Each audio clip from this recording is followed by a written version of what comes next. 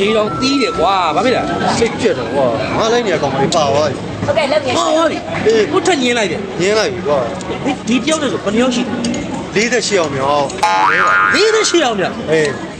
ဒီရကွာ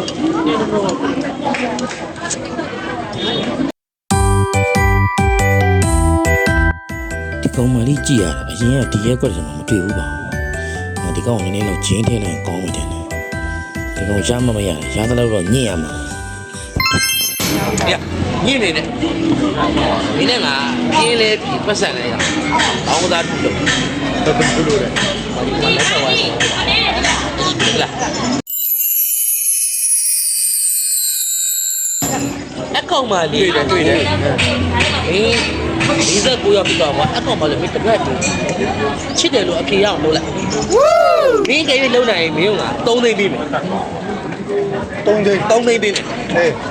တပတ်အတွင်းမီးအပြေမရဘူးထုံးနိုင်တိုင်းမီးရင်းခံရတယ်ဆိုတော့ငါ့ကို3သိန်းပဲပေး3သိန်းပဲ3သိန်းဟာရပါ3စားတစ်စ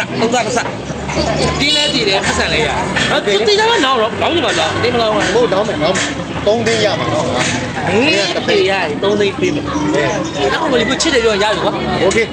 အဲ့ဆိုရင်ဘယ်တော့ဘလောက်ကြာတပတ်တွင်းကြိုက်လို့လိုက်တပတ်တွင်းတပတ်မလုံးနဲ့ကွာတရက်ပဲချိန်ပေးနဲ့ပြန် what တရက်ပဲချိန်ပေးမလုပ်ပါနဲ့မင်းတပတ်တော့ယူလိုက်ပါ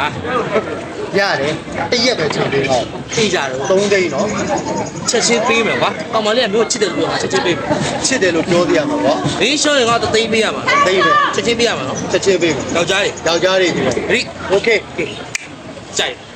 The next day နေမှာချစ်တယ်ဟုတ်ပြန်ချစ်လား okay လေချစ်တယ်ဒါလည်း